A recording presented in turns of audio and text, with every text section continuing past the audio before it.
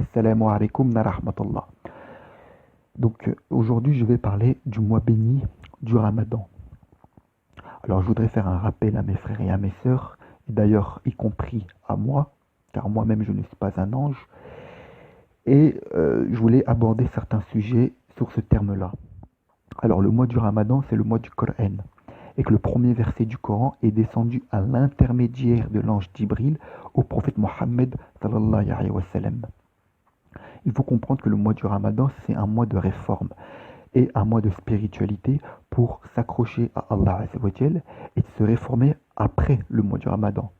Comme par exemple le fait qu'un croyant puisse perdre la foi avant le mois du Ramadan et que ce mois-là, donc le mois du Ramadan, puisse pour lui se permettre de retrouver cette spiritualité et d'évoluer auprès de son Créateur. Il faut comprendre que le mois du Ramadan est une école qui permettra pour lui d'évoluer et de l'éduquer religieusement parlant pour que par la suite il puisse être beaucoup plus pieux dans un sens spirituel. Et aussi je voudrais parler de l'abstention, le fait de s'abstenir de manger. Car beaucoup de musulmans pensent que le mois du Ramadan, ce n'est que ne pas manger. Alors que le mois du Ramadan, c'est certes de l'abstention, mais aussi l'abstention de faire des péchés pour évoluer par la suite.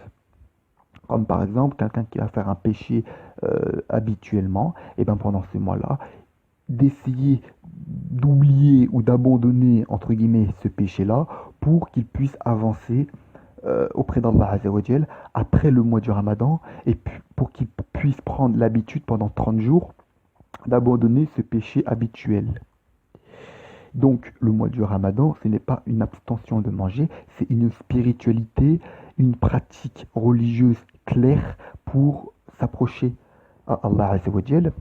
Parce qu'il faut comprendre que toute pratique religieuse est liée au tawhid, donc à l'unicité d'Allah Azza wa Jal.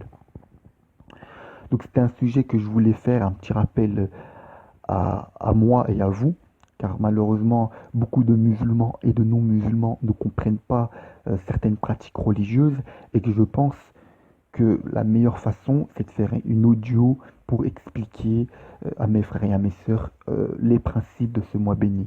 Merci de m'avoir écouté. Assalamu alaikum wa rahmatullah.